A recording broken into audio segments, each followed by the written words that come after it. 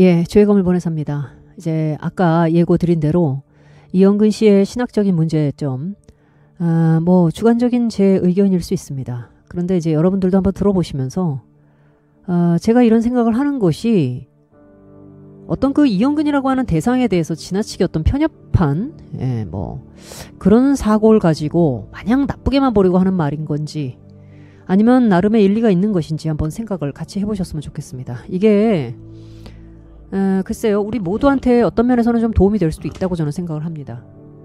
자, 이영근 씨 영상 중에요, 사랑하니까 더 때린다, 제목이 정확하게 얘기하면 십자가 사랑하니까 더 때린다, 뭐 그런 내용일 겁니다. 지금 여러분들께서 한번 뭐 확인해 보시면 있을 거예요. 그 내용에 한 중반쯤 가면 자기가 이제 그 한 20년 전에 학생부를 지도하고 있었을 당시의 에피소드를 얘기합니다. 어떤 내용이냐, 여학생들이에요. 예, 여학생들을 지도하고 있는데 뭐 A, B, C, D 이렇게 이제 코스가 있어요. 어떤 코스냐, 철로역정 코스라는 겁니다. 그리고 모형으로 된 십자가를 틀을 실제로 지고 이제 예수님이 걸어가시는 그 골고다로 가는 그 과정을 실제로 왜 체험하는 거 있지 않습니까? 십자가 체험 같은 거.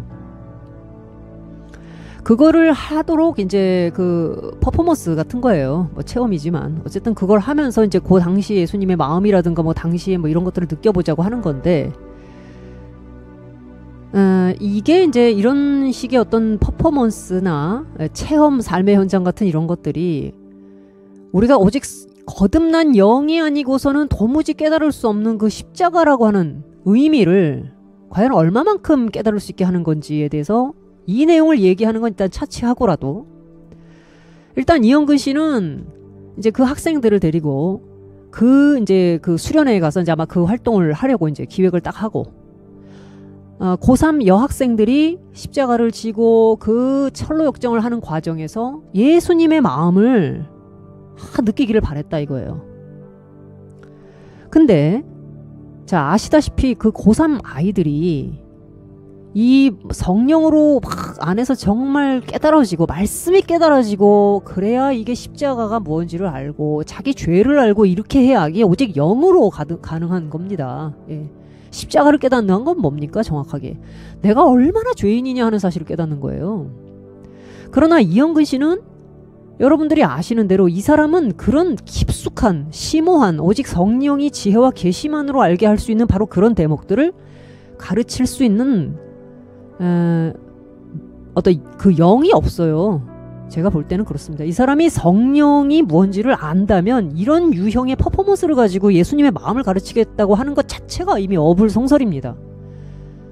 그러나 본인은 이제 막 자기 혼자 뜨거운 거예요. 그래가지고 이제 학생들한테 십자가를 지고 가라 이렇게 얘기를 했는데 그 고3 애들이, 그 머리 굵은 여자애들이 그 짊어지고 가면서 그냥 낑낑거리고 걸어가는데 거기서 무슨 십자가에 예수님의 그런 걸 느낍니까? 막 키득키득 웃고 그랬겠죠. 자, 이렇게 어른들이 자기들의 어떤 그 바램, 어떤 면에서는 일종의 그 욕망이에요. 자신들이 느낀 어떤 은혜 같은 거를 그저 아이들에게 그 똑같은 그런 분위기를 만들어서 조성해가지고 인위적으로, 인공적으로 뭔가 그렇게 영으로만 가능한 것을 아주 물리적인 방식을 동원해서 그것을 깨닫게 하려고 강제를 할 때 오히려 아주 담백하고 그 이런 가식의 영적인 어떤 그 모양, 경건의 모양 같은 거를 본능적으로 어린애들은 알아차립니다. 오글거린다 그러죠. 오글거리는 거예요. 어른들이 뭘 자신들에게 바라고 있는지 압니다. 눈물을 흘리고 막 회개하고 막 이렇게 뭔가 막 제스처가 좀 나와야 되는데 애들은 특히 그런 담백할수록 자신들의 마음에 정직하고 솔직하게 반응을 해요. 그러니까 웃는 거예요. 어색해서, 무안해서 막 짊어지고 가는데 솔직히 힘들기만 하거든요. 여기서 무슨 예수님의 마음을 느낍니까? 고3이든 초등학교 3학년이든 간에 성령께서 운행하실 수 있으면 말씀 안에서 애들이 정말 그걸 깨달을 수도 있습니다. 그런데 이영근 씨는 지금 성령님의 도움을 구하는 게 아니라 십자가 짊어지고 가면서 막 자기가 혼자 연극성 인격장애 비슷한 거 있지 않습니까? 도파민에 중독돼 있는. 그 막 본인의 어떤 그런 열정, 그 육적인 어떤 그런, 막 이렇게 자기는 잘 빠져 들어간단 말이죠. 근데 애들도 좀 그런 자기의 마음이 좀 얘네들한테도 좀 전이가 돼가지고 좀 막 같이 가주면 좋겠는데 애들이 웃으니까 쉬운 말로 빡친 거예요. 예, 본인 영상에 그렇게 얘기가 나옵니다. 아, 이거 안 되겠네? 분위기가 안 잡히네? 그렇죠? 분위기가 안 잡히는 거죠? 애들이 키득키득 웃으니까. 그래서 거기서 이제 희생양을 하나 이제 만드는데 제일 믿음 좋고 자기가 제일 사랑하고 그다음에 선교사 되겠다고 했다는 뭐 집안도 좋고 뭐 괜찮은 아이라고 합니다. 뭐 수연이라고 하는 아이를 대표로 이렇게 불러요. 아주 네가 이 십자가를 져라. 그렇게 하고 그 애를 앞에 딱 세워서 십자가 딱 지게 한 다음에 강압적인 분위기를 만드는 거죠. 어떻게 하느냐. 이 나무 막대기인지 알루미늄인지 정확하게 얘기 안 합니다. 그 무슨 막대기가 있대요. 처음에는 쇠파이프라고 얘기합니다. 근데 쇠파이프가 100% 쇠파이프가 아니라 안에가 좀 비어있는 알루미늄 비슷한 거라고 그래요. 뭐 하여튼 그거를 쥐고 반바지를 입고 있는 여학생을 때리는 겁니다. 예, 뭐 본인은 사실은 짜증이 났을 것 같아요. 제가 볼 땐. 이 분위기가 안 잡히니까 뭔가 폭력적인 분위기. 선생님이 막 얼굴이 막 굳어져가지고 때리는 거예요. 수연이라는 아이를 대표로. 근데 그 아이가 순종을 잘하고 전도사님, 자기가 이제 전도사님인데 전도사님에 대해서 굉장히 이제 좀 신뢰를 보내고 있는 그런 상태인 것 같습니다. 그러니까 그 아이의 믿음을 어떤 면에서는 악용을 하고 있는 거죠. 그래서 그 아이를 대표로 불러가지고 막 그렇게 십자가를 지고 가게 하면서 때렸다는 거예요. 근데 자기가 뭐라고 얘기하냐면 내가 미쳤죠. 그게 20년 전이니까 가능하지. 그렇게 막 때렸는데 그게 지금 같았으면 경찰서에 끌려간다. 근데 20년 전이니까 가능했다. 이제 이렇게 얘기를 해요.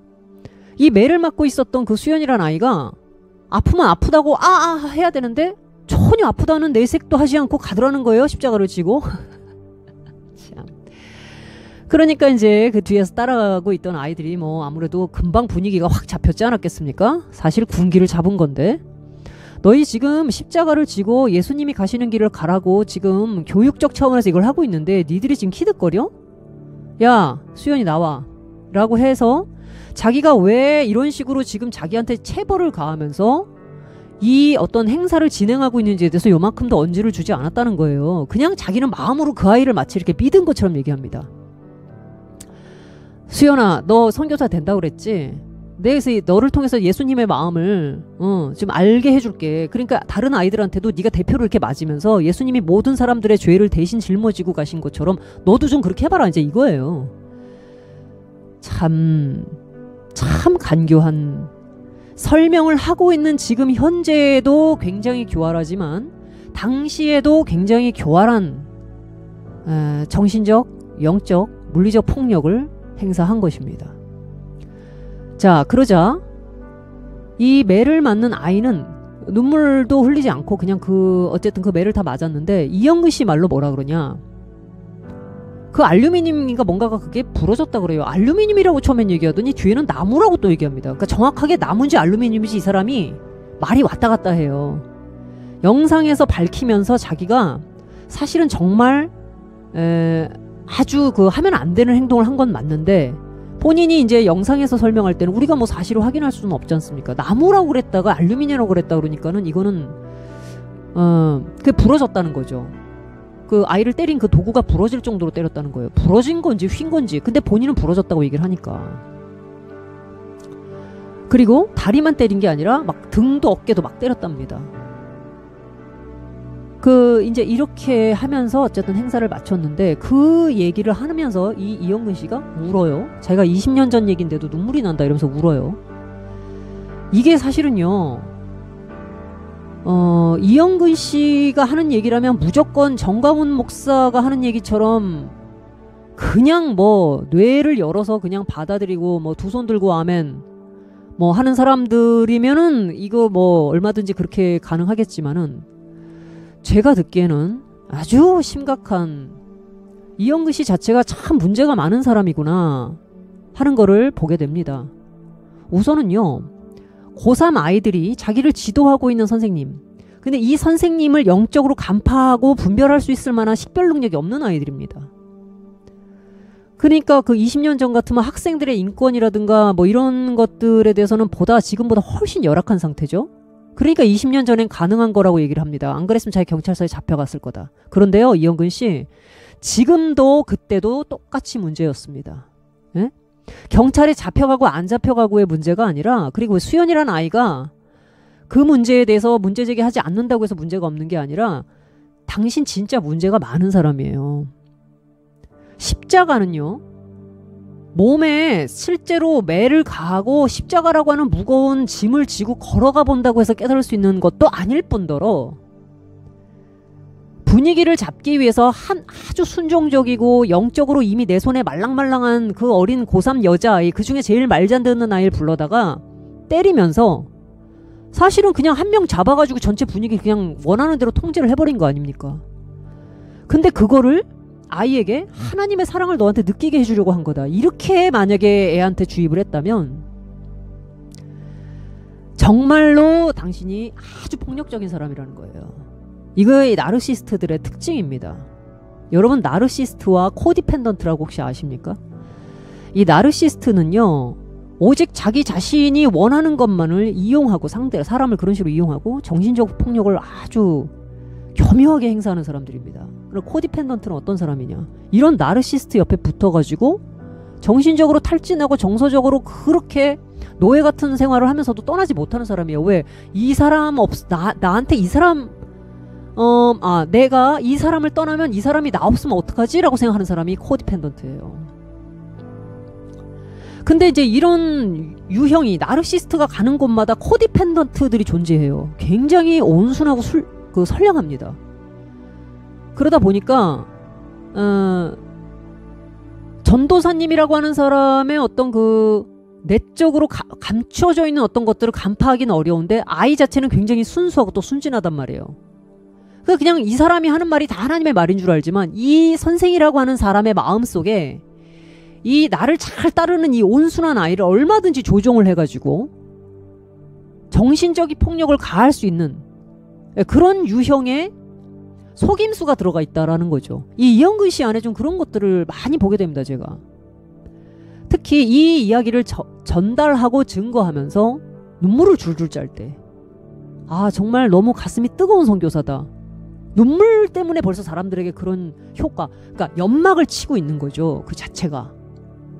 이 사람이 굉장히 냉랭하고 냉철하고 좀 서늘한 그런 사람 같으면 이런 얘기를 했을 때 저 사람한테 걸리면은 진짜 무서울 것 같아, 막 뼈도 못 추릴 것 같아, 이런 느낌을 준다 그러면은 이런 이야기를 들었을 때 사람들이 거부감을 느끼죠. 근데 막 자기는 막 사랑에 막 못 이겨서, 막 하나님의 사랑에 못 이겨서, 너는 선교사니까 너는 이 길을 가야 되고 너 이런 거 깨달아 봐야 돼 라고 해서 제가 그랬죠. 막 후회하듯이. 그러면서도 그 아이를 약간 높여주듯이 말을 해요.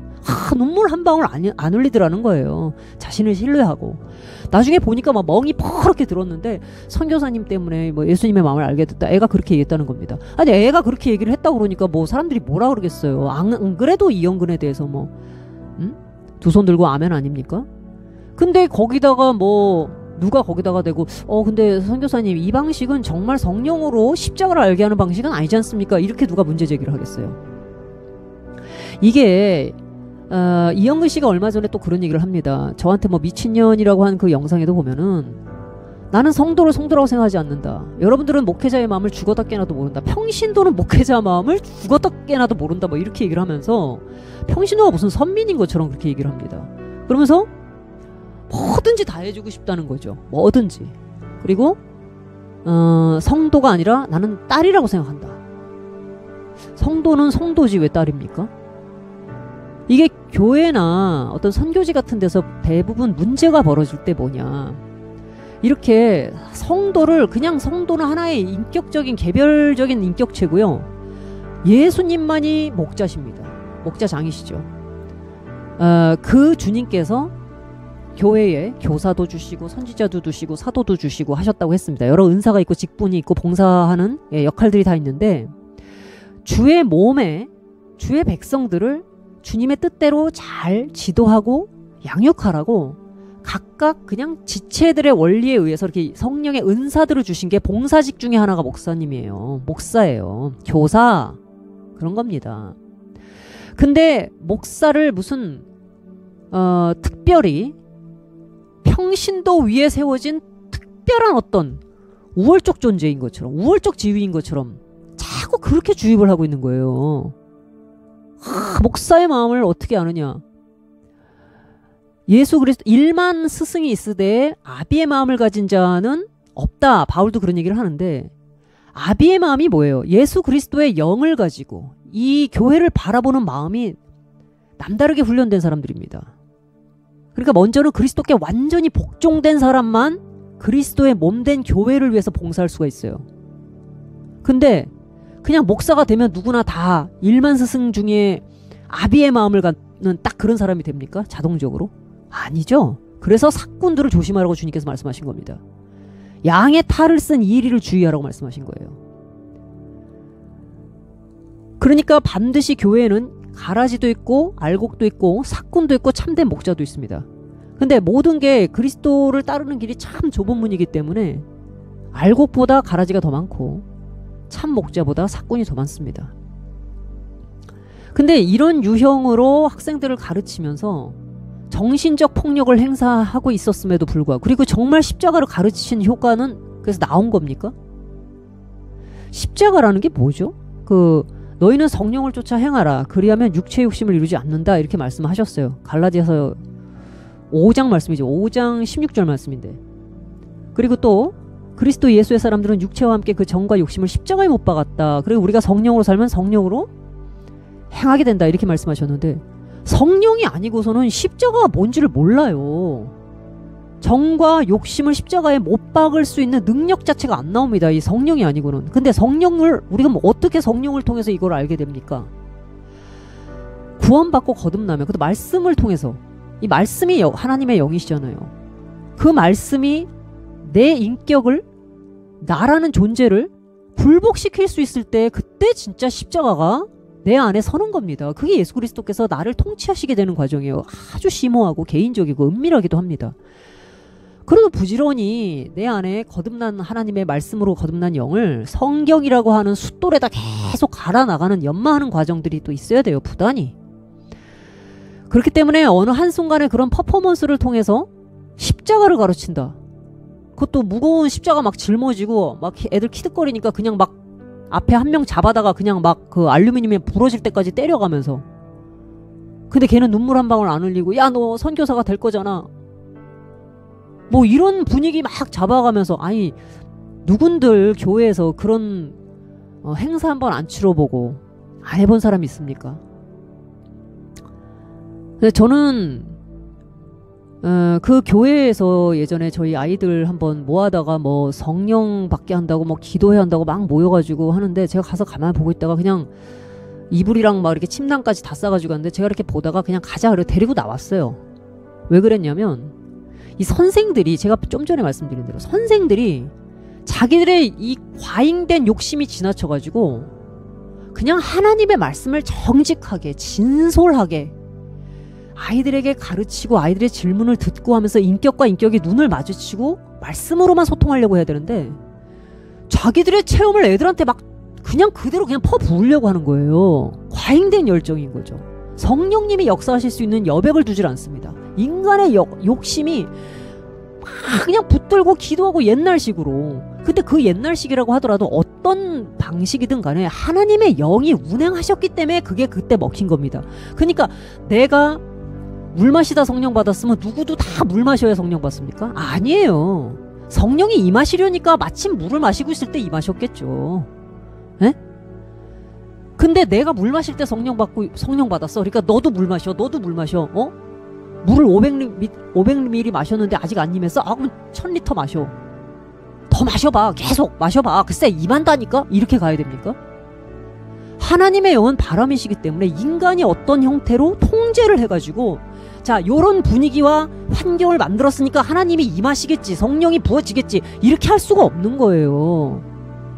성령님은 하나님이십니다. 주권적으로 당신이 원하시는 장소와 방식과 사람을 택해서 임하시는 거예요. 그러나 물론 이제 성경 말씀을 증거하고 잘 가르치는 그 과정 안에서 말씀을 통해서 다 깨지는 경우도 있지만 간증을 듣거나 할 때도 얼마든지 성령께서 역사하실 수 있습니다. 근데 가장 중요한 건 뭐냐? 인간이 그 하나님의 영이 역사하시는 방식이나 형태를 통제할 수 없다는 겁니다.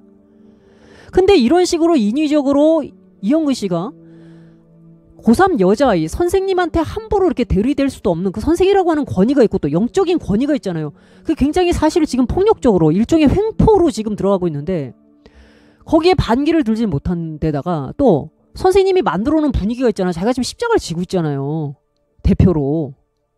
사실은 굉장히 아팠을 겁니다. 쪽팔리기도 하고 막 수치심도 느꼈을 거예요. 모멸감 때문에 오히려 눈물을 안 흘리는 거일 수도 있어요. 참는 거죠 그냥. 그리고 자기 스스로 기만을 그대로 받아들이게 됩니다. 어떻게? 아, 선생님이 지금 나 예수님 역할 시키네? 그건 자기가 예수님이라고 생각하면서 참는 거예요. 근데 내가 예수님이라고 생각하고 그 연극을 하고 있을 때 진짜 성령으로 성령으로 하는 겁니까? 그 연극이 실제가 되나요? 그게 영의 실제가 됩니까? 자, 오늘날도 이렇게 하나님의 영이 하시는 일을 인간이 육체의 모양을 가지고 교묘하게 흉내를 내고 그것이 육체의 모양임에도 불구하고 피해자나 가해자나 서로를 기만한 채 또 자기 자신을 기만한 채 받은 것처럼 성령을 체험한 것처럼 침묵하고 은폐합니다. 그러니까 열매가 안 나오는 거예요. 그러니까 이영근 씨를 통해서 지금 태국의 그 아이들이 와가지고 돈으로 하는 선교니까요.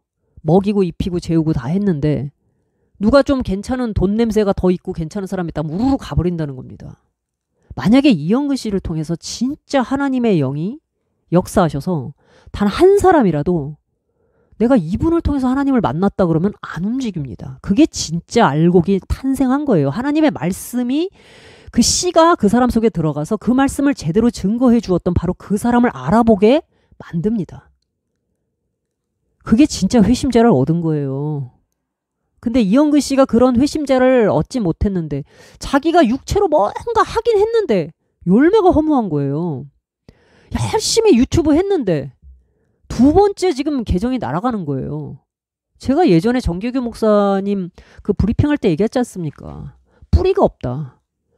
유리 방황하는 별이다.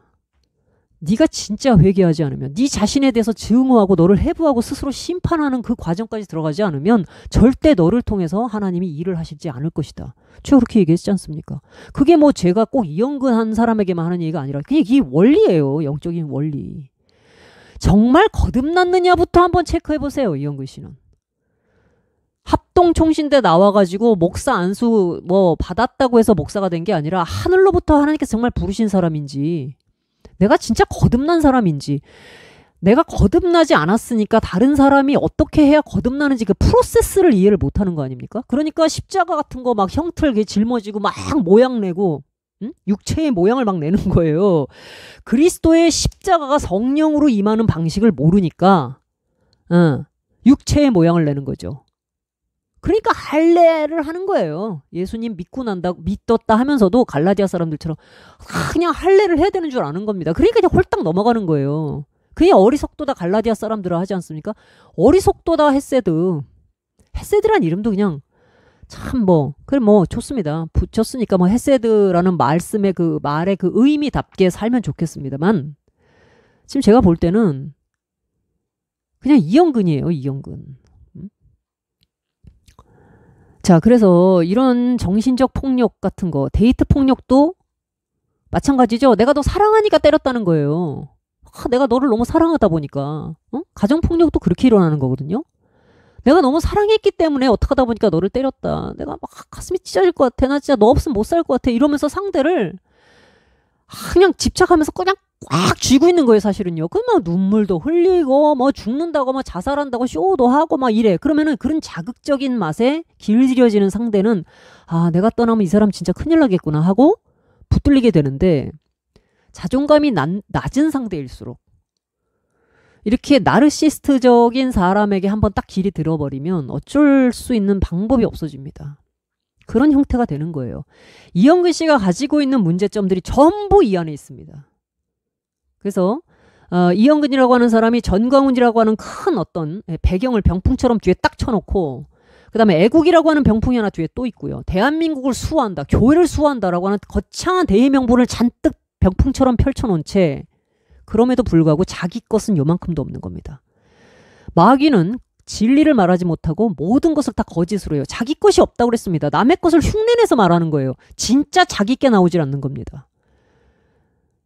그렇기 때문에 불면 날아가 버리는 겨처럼 또 시들어버리는 들의 풀처럼 나무가 되지 못하고 더디게 일어나더라도 한 그루에 하나님이 심어주신 하나님 동산의 한 그루의 나무가 되는 것이 아니라 그냥 비 오면 잡초처럼 확 무성하게 일어났다가 해가 떠버리면 누렇게 말라서 한순간에 말라 비틀어서 없어져 버리는 풀처럼 되는 겁니다. 그게 뿌리 없는 인생인 거죠.